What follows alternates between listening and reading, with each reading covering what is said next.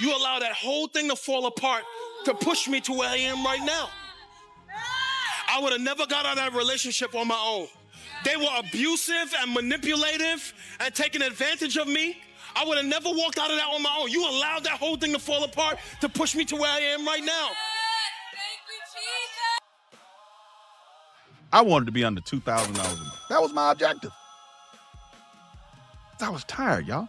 I was tired. I didn't have no peace. I didn't. I was messed up. And so I was willing to go to the ghetto, live in the ghetto. I didn't necessarily want to at the time, but my family, you know, they was kind of okay with it because it was close to the school and everything.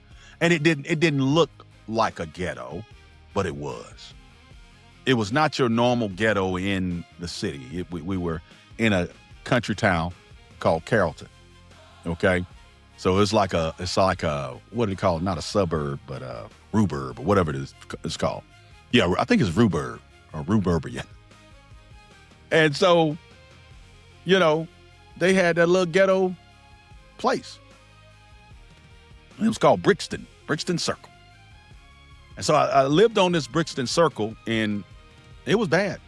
It was bad. It was so bad you could smell everything that was going on in your neighbor's house. You could have it in your house. They were townhouses, you know, and it was really bad. But the good thing was, y'all,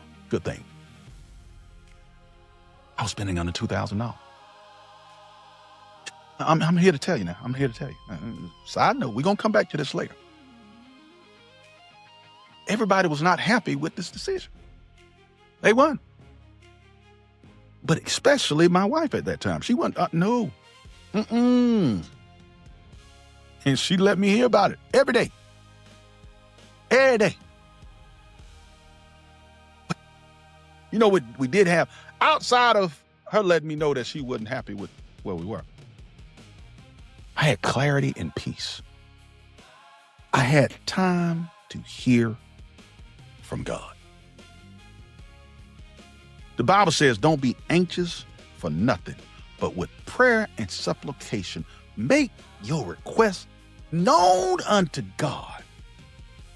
Then later on, it talks about how he will give you the peace that passes all understanding.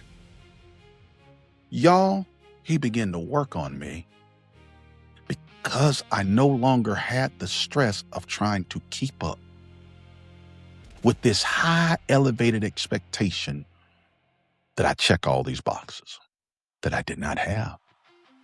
I didn't even give myself the time to get there. I was running from the get-go. I've been running for almost 20 years, just running. Well, 17, 18 years at that point. Just running. And I'm not thinking about, you know, is this what God would have me to do? Am I in the right place? But when all that happened and I lost everything and I finally accepted it. See, because you also have to accept the discipline. And let me just hit on that. I wasn't going to go here, but you have to be willing to accept and receive the discipline that God is sending. You know, I talk about all the time how a smart man learns from his own mistakes. A wise man learns from the mistakes of a smart man or another person, but a fool don't learn from nothing and nobody.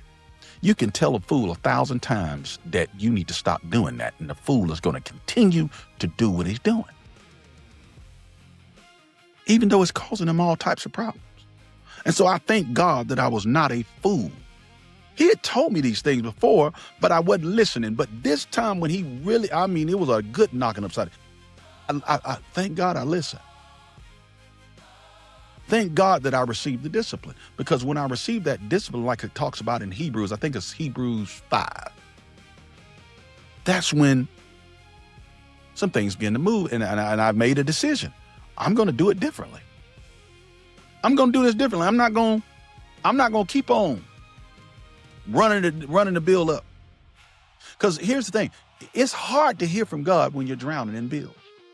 Hard to hear from God, y'all, when you're drowning in the bills.